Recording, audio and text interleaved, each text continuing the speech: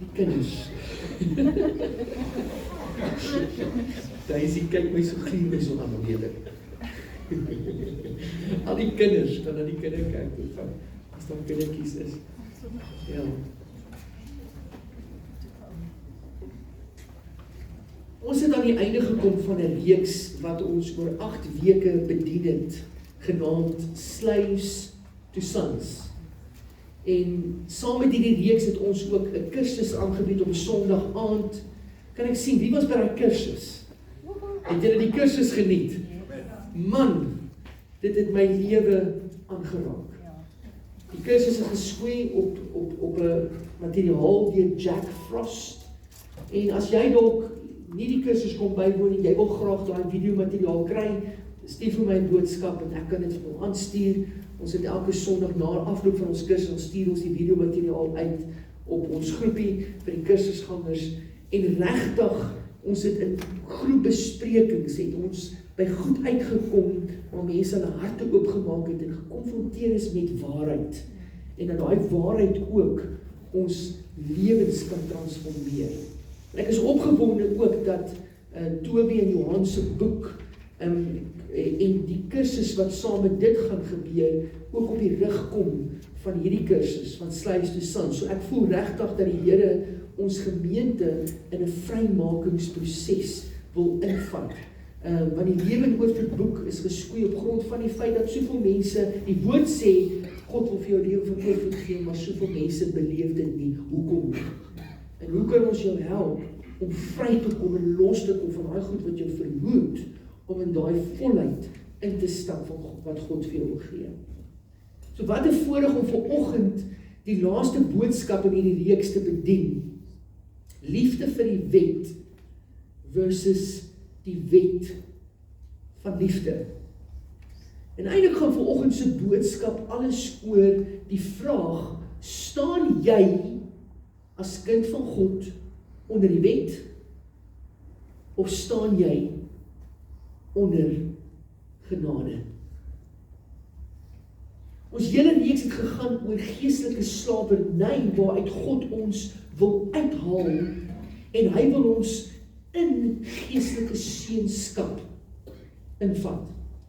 Met saam met geestelike slawerny het ons gepraat oor 'n weeskind mentaliteit, waar soveel gelowiges kinders van God is, tot bekering gekom het, glo selfs dat God hulle liefhet, maar hulle beleef nie daai liefde nie. Hulle voel konstant asof hulle nie goed genoeg is nie, asof hulle nie opweeg teenoor die standaarde wat God vir hulle stel, en die verwagting van medegelowiges nie, asof hulle nie in hulle ouerskap take tref nie, asof hulle by hulle werke heeltyd misluk, asof hulle besighede nie uitwerk nie. En elke keer wanneer daar 'n aanslag kom, dan kom die vyand met 'n klomp leuns wat geskoei is op onverwerkte pyn en seer uit ons verlede. As gevolg van daai onverwerkte pyn en seer het ons mure om ons harte gebou, en ons assosieer eintlik meer met 'n weeskind hart en mentaliteit as wat ons met 'n seunskap hart assosieer. Ons op 'n stadium, en ek het hierdie week met iemand daaroor gepraat, het ons vir mekaar gesê, wie was die eerste weeskind? Lucifer. Lucifer wou met hoogmoed wou hy God se plek inneem. As gevolg van sy hoogmoed en sy selfsugtigheid, het God hom uit die hemel uitgewerp. En hy word toe 'n weeskind. Want hy het gerebelleer teen sy vader se huis. En die weeskind gees wil rebelleer. Die weeskind gees sê, jy kan nie vir my sê wat ek moet doen nie. Ek is my eie baas, ek is onafhanklik. Ek is so gemaak en so gaan dit staan. En daai hardkoppigheid en daai selfsugtigheid is die vleeslikheid waarmee ek en jy moet deel, wat ons moet neerlê. En ek wil vanoggend vir jou sê, daai weeskind mentaliteit, daai slawerny, beteken dat gelowige kinders van die Here hulle self onder die wet plaas. Hulle staan onder die wet. En die wet lyk so goed, hulle weet wat reg en verkeerd is, en baie keer wil hulle opstaan en veg vir wat reg en verkeerd is, maar dit is alles uit jou eie krag en jou eie vermoë, wat jy probeer om God te behaag.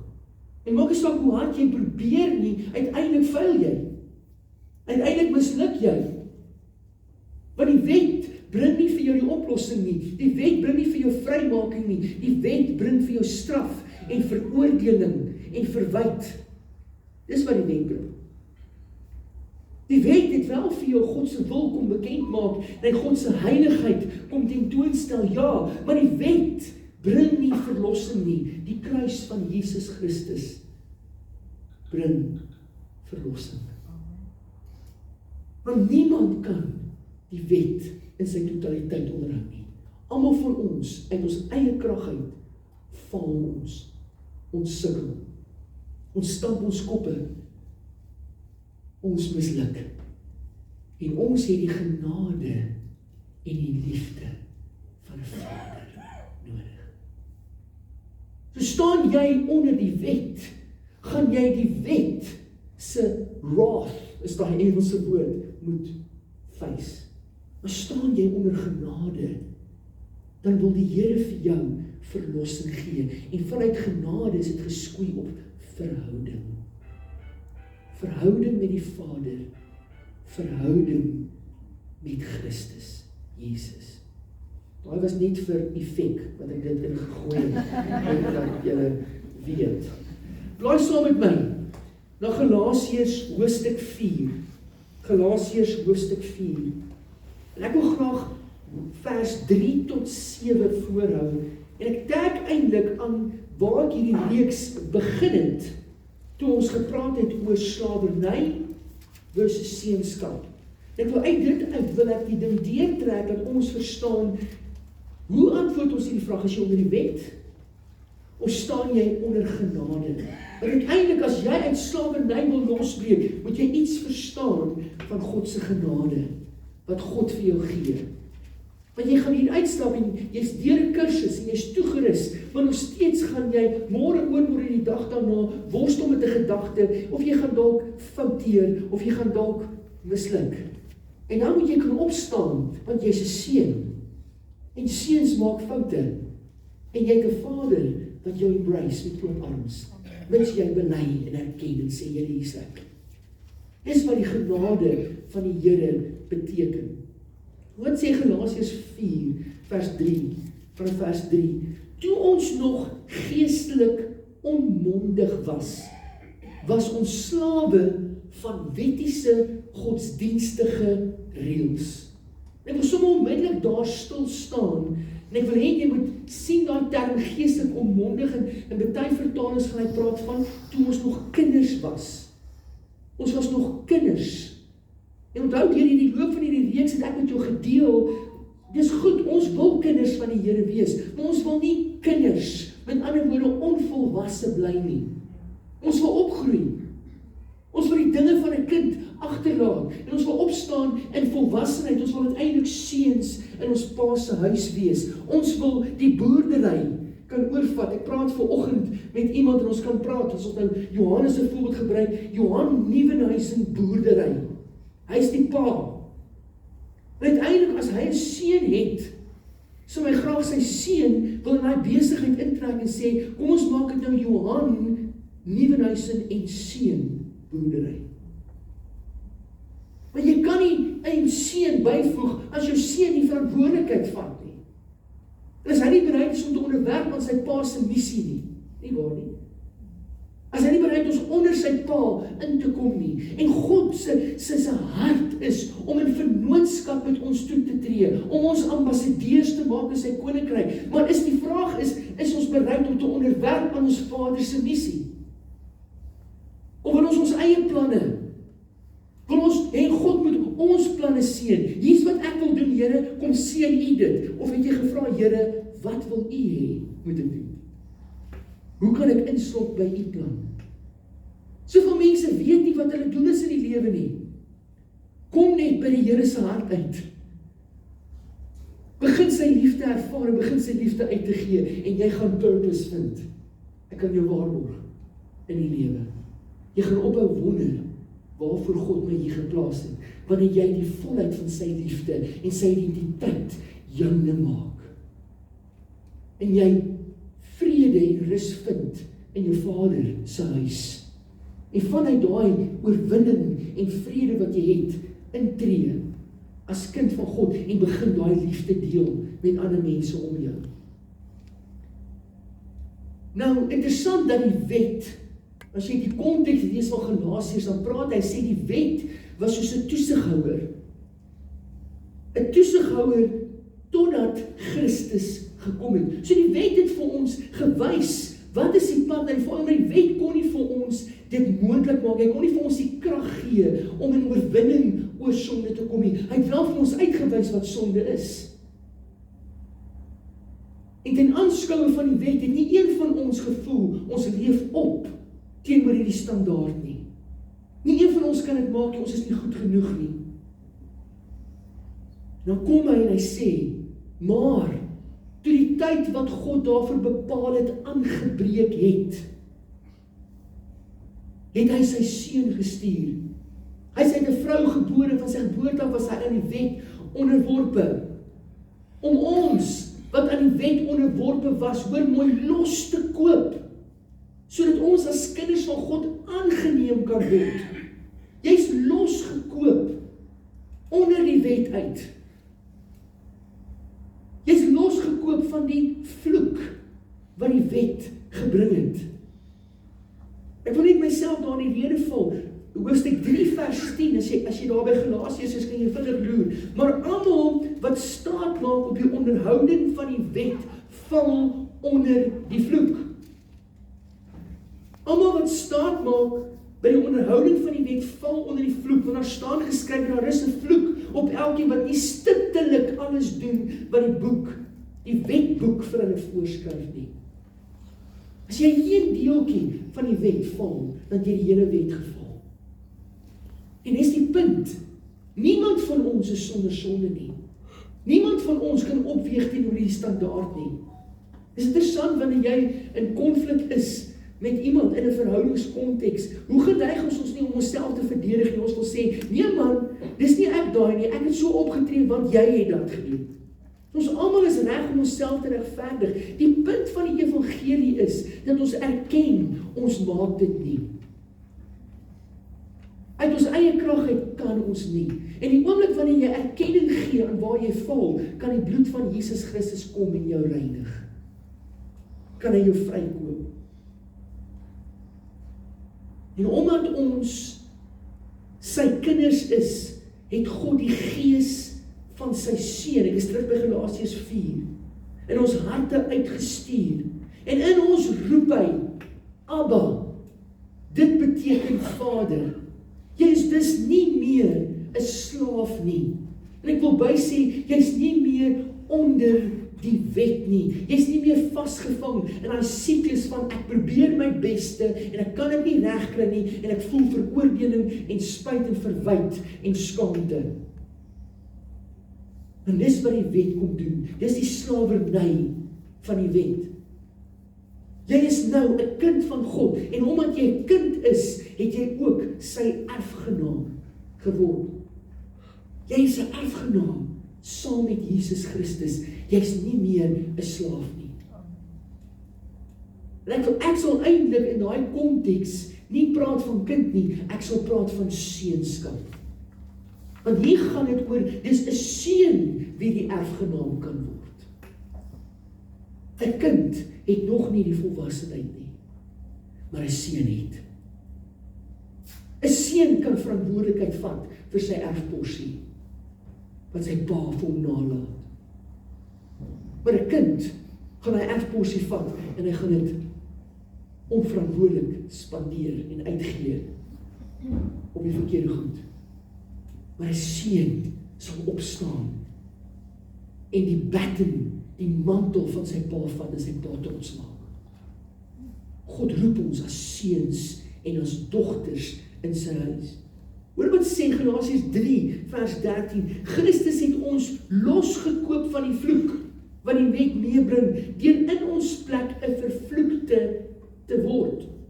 Daar staan immers geskrywe, vervloek is elkeen wat aan 'n hout hang. Jesus het ons kom losmaak van daai vloek. Hy het ons kom losmaak van daai veroordeling, van die verwyte, van die skaamte wat die wet meegebring het. Dan kom Romeine, ek spring so tussen die skrifte, 8 vers 14, en dis goed wat ek in hierdie reeks bedien het, dan sê hy, almal wat hulle deurlopend wil ek sê, deur die Gees van God laat lei. Nou die Afrikaans, nie ou of nuwe vertaling, vertaal hom korrek nie. As jy die King James Version gaan kyk, dan sê hy, sons of God. Those who are led by the Spirit of God, these are sons of God. Want 'n kind word nog nie gelei deur die Gees van die Vader nie. Sjoe, 'n kind is nog hardkoppig. Maar 'n seun en 'n dogter word gelei deur die Gees van die Vader. Hoor mooi, ons is nie meer slawe nie. Ons is nie vreemdelinge nie. Ons staan nie op die kantlyn nie. Ons is nie net bywoners nie. Ons is erfgename. Ons is seuns en dogters in ons Vader se huis. Ons is lede van sy huisgesin. Hy is ons pa. As ons Vadersdag vandag selebreer, moet ons heel eerstens ons koning en ons Vader in wie se huis ons almal seuns en dogters is, moet ons hom celebrate. Maar dis sy Vaderhart wat ons moet leer ken. En dis binne sy Vaderhart wat ons oorwinning kry, waar ons daai weeskind, daai slagoffermentaliteit agterlos en instap in oorwinning in Christus, in seunskap. Dit is my so amazing, op 'n stadium in die reeks toe ons die beginsel deel, dat Jesus, dink 'n bietjie aan Jesus se hoofmissie was om 'n getroue seun te wees vir sy pa. That's what he came to do. So as jy wil doen wat Jesus gedoen het, wees 'n getroue seun en 'n dogter vir jou pa. En hoor my, ons verhouding met ons hemelse pa, jou verhouding met jou aardse pa en ma, het 'n refleksie daarop. Die wyse hoe jy kan submit aan jou eie pa en ma, wys my hoe jy kan submit aan die Vader. Die wyse hoe jy kan submit, dit was my boodskap van laasweek, aan 'n werkgewer, wys my hoe jy verstaan met submission teenoor die Vader, die skepper van die hemel en die aarde beteken. Die wyse hoe jy kan submit teenoor jou land, die regering wat oor jou aangestel is, wys vir my of jy 'n weeskind hart het en of jy 'n hart van submission het aan die Vader se wil. En die vyand wil rebellie in ons aanwakker. Die vyand wil aanstoot in ons aanwakker. Die vyand wil eie geregtigheid in ons aanwakker. My opinie, my ambisie. Niemand kan my vertel wat ek moet doen nie. Verseker nie die land nie. Ek submit teenoor God. En as God gekies het om daai regering nou daar te stel, dan het hy 'n plan. I'm submitted to him. Ek sien nou Clint lag baie lekker oor die saak. Mooi man, Clint, ek is op daar. Mag die Here vir ons almal onder die wet uitbring en onder die genade plaas. Dit is eintlik ek en jy wat onsself judge wanneer ons onder die wet staan. Ons is ons eie grootste regters. Ons dompel onsself in vrese wanneer ons onder die wet staan. Nou as ek net gou die twee teenoor mekaar opweeg vir die oomblik, liefde vir die wet teenoor die wet van liefde. Liefde vir die wet kan lei tot 'n vorm van godsdienstige toewyding en ywer. En hoor my, baie van ons het dalk groot geword in die kerk, waar dit vir ons gegaan het oor vorm godsdiens. Ek het groot geword, waar ons opgestaan het en ons die wet moes aanhaal, Sondag na Sondag. En hoor my, God het nie die wet kom wegdoen in Christus nie, hy het die wet kom vervul. Maar die antwoord lê nie in daai reëls en regulasies en die gehoorsaamheid daaraan nie. Want niemand kan opweeg teenoor daai standaard. Die wet kon sonde bloot lê, maar die wet kon nie die krag bied om sonde te oorwin nie. Die wet was nodig. Onthou Galasiërs 4 sê hy, 'n kind verskil nie van 'n slaaf nie, solank hy nog 'n kind is nie. As hy nog in doeke is en hy het nog tanders wat hy gooi, verskil hy nie van 'n slaaf in die huis. Inteendeel, die kind moet submit aan die slaaf in die huis. Hy is nog soos 'n slaaf. Totdat daai kind wat die erfgenaam is, leer om te submit aan die wil van die Vader, dan kan hy kind opstaan en seënskap. Die wet was die toesighouer toe ons nog kinders was. Maar die Here sê, kerk, staan op in seënskap. Word die ambassadeurs waarvoor ek julle geroep het. Word my vennote in die uitbreiding van die koninkryk. Besef dat daar waar jy gaan, jy is so gefrustreerd in jou werksituasie, maar God het jou daar geplaas, want hy wil hê, jy moet seënskap openbaar daar. Jy moet in oorwinning leef daar. Nou kom ons praat oor die wet van liefde. Die wet van liefde is nie geskoei op 'n stel reëls en regulasies wat deur leefvorm godsdiens onderhou word nie. Nee. Dit is gesetel in die liefde van die Vader. Dit is gesetel in die onbaatsigtige offer van Christus. En in die geleentheid om in verhouding met God te staan. It's not about religion, it's about relationship. Dis die grootste verskil tussen wet en genade. Die een is religion, die ander een is relationship. Godsdiens, verhouding. Waar jy vry van veroordeling en vrees kan leef. Waar jy 'n nuwe mens met 'n nuwe identiteit in Christus kan wees. Hoor wat sê Romeine 8 vers 2. Hy sê die wet van die gees van die lewe in Christus Jesus het my vrygemaak van die wet van die sonde en die dood. Wat die wet nie kon doen nie, dit het Christus kom doen. Hy die mag van die wet kom verbreek. Hy die dood en sonde en die straf daarachter het hy oorwin. Hy het vrymaking gebring vir my en jou. Maar wat sê 1 Johannes 4 vers 18, kom ons lees hom met die bril van wet en genade. Hy sê, waar liefde is daar geen vrees nie.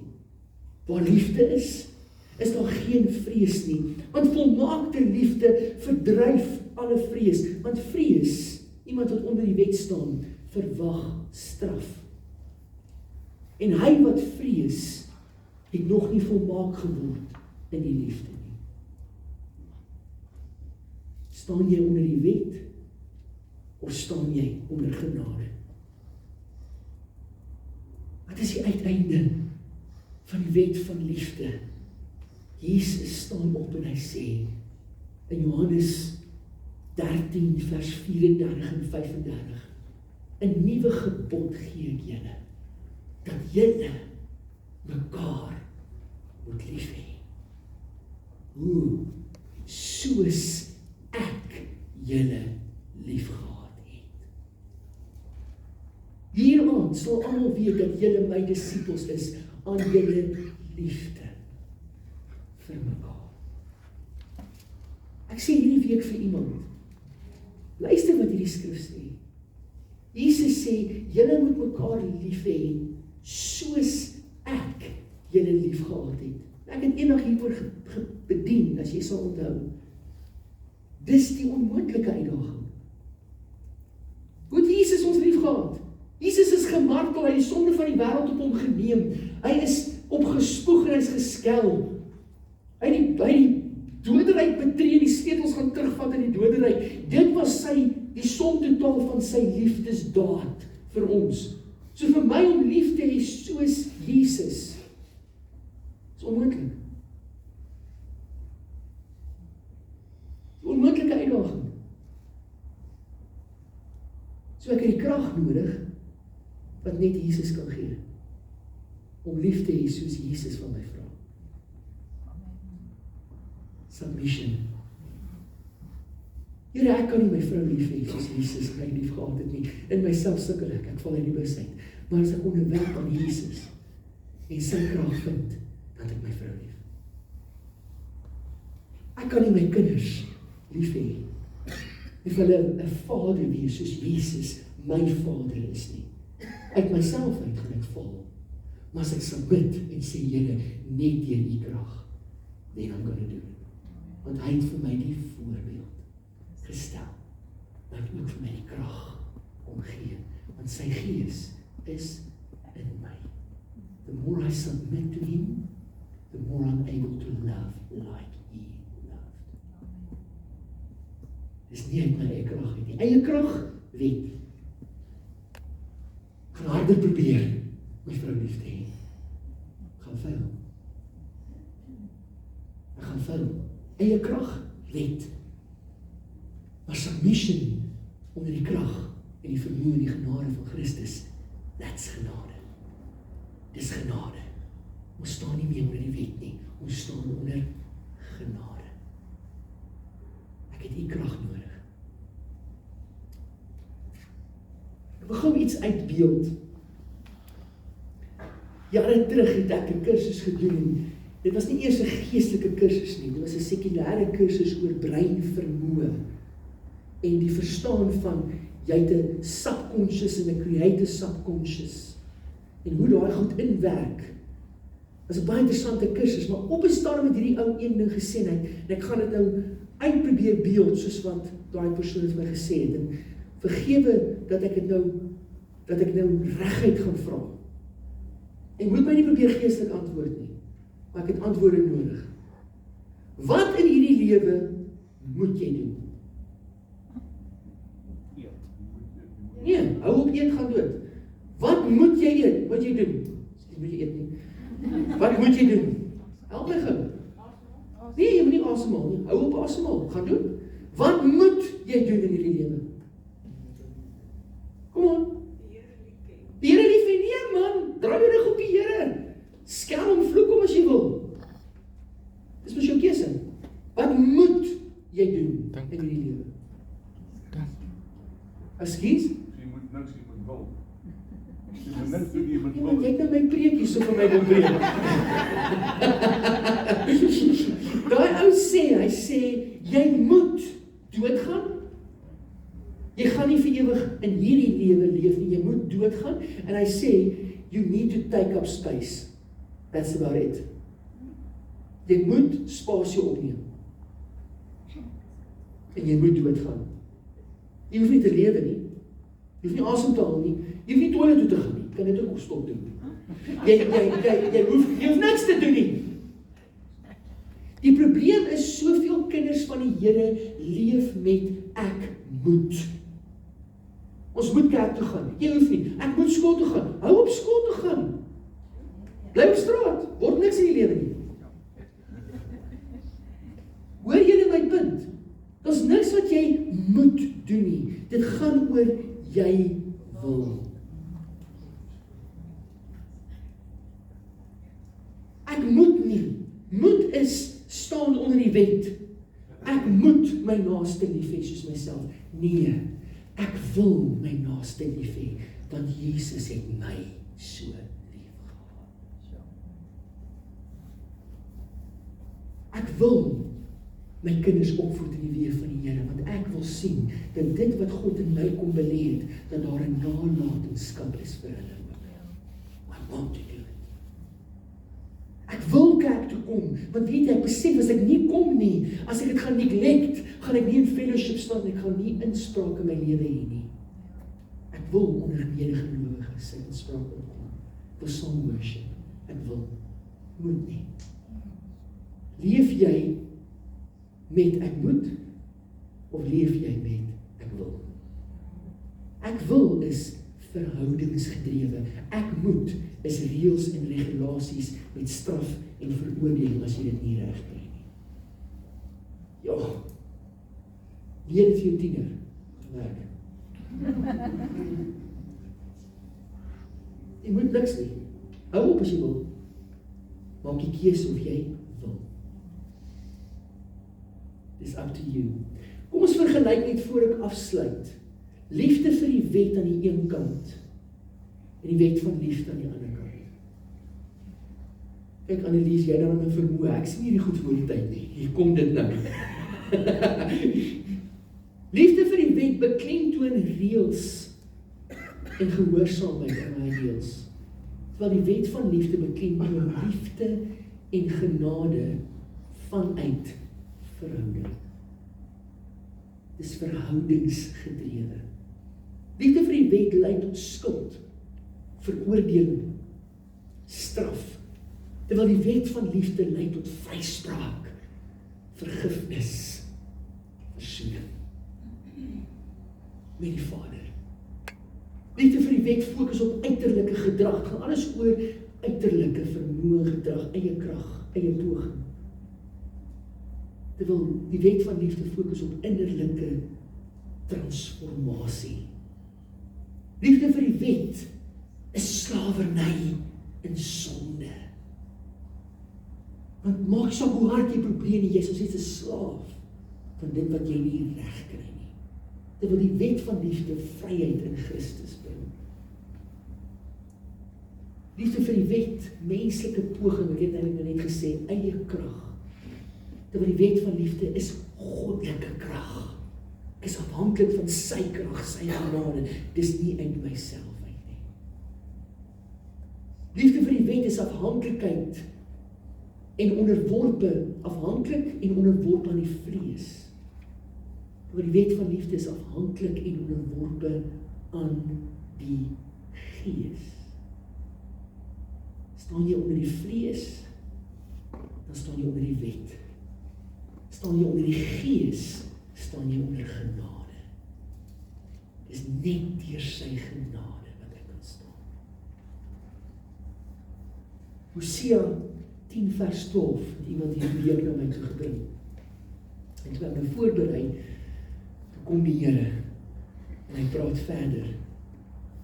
Hosea 10 vers 12 sê, saai volgens my wil, saai volgens my wil, saai in genade, en julle sal my liefde oes.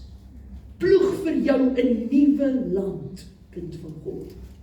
Dit is nou die tyd om na my wil te soek, sodat ek kan kom en weldade oor julle uitgiet. Ek wil vir jou sê, as jy nie weet, staan jy hier of staan jy hier nie, wil die Here sê, ploeg vandag vir jou 'n nuwe land. Want alles wat jy nodig het om onder die genade van God te staan, it's there. Maar jy moet kies. Bly jy onder die wet, dan is dit wat jy gaan kry. Veroordeling, straf, vrees, en jy gaan vanuit dit moet leef. Maar kom jy onder die genade in, you will need to plow some new soil. En die probleem is, jy het soveel gesaai in vrees. En daai saad wil opkom. Beteken jy moet streng ingaan met 'n ploeg, en jy moet ou saad gaan uithaal. Jy moet gaan skoonmaak. Miskien moet jy in die lewe 'n oorvloed kursus inskryf, dit gaan jou help. Dit is maar vir die hoor, maar kry kommissie vir elke ou wat inskryf. Okay. Ploeg vir jou daai nuwe land. Soek na die wil van die Here terwyl dit dag is. En die Here sê, my genade is vir jou genoeg. My krag word volbring in jou swakheid. Wanneer jy nie kan nie, kom onder genade. Onderwerp submit, bely as jy moet, vra vergifnis, maak reg. Kom onder die Here se genade in. Nie uit jou eie krag probeer nie. Jy gaan dit nie maak nie. Kom ons bid saam. Vader, ons kom na U toe in die naam van Jesus. En vanoggend wil ek sommer net as 'n teken van ek wat onderwerp aan U genade, aan die wet van liefde, op my knieë voor U kom. En ek vra dat U ook 'n gemeente help om onder U genade te kom. Om in submission onder U heerskappy in te kom en te sê, Here, U wil, nie my wil nie. Uit my eie krag uit kan ek nie. As ek onderwerp aan U krag, dan kan ek. As ek oorgee aan U, dan is dit moontlik. Ek weet nie om lief te hê nie. Ek sukkel. Here, leer my om lief te hê. Ek sukkel met die vrees en die skaamte en die veroordeling te oorwin. Maar Here, ek het nie nodig om te oorwin nie, want U het reeds daardie oorwinning behaal. Ek bid in Jesus naam dat U gelowiges uit slawerny sal uithaal. Here, dat kinders van God sal opstaan en sal breek met daai kettinge wat hulle vashou. Want U roep ons tot seunskap. Die skepping wag met reikhalsende verlange vir die openbaarmaking van die seuns. Die seuns. U wil ons losmaak van die slawerny van sonde en U wil ons die vryheid gee van seunskap. We want to be sons and daughters of the Most High. Dankie, Vader. Amen. Wil jy nie saam met my staan nie, asseblief?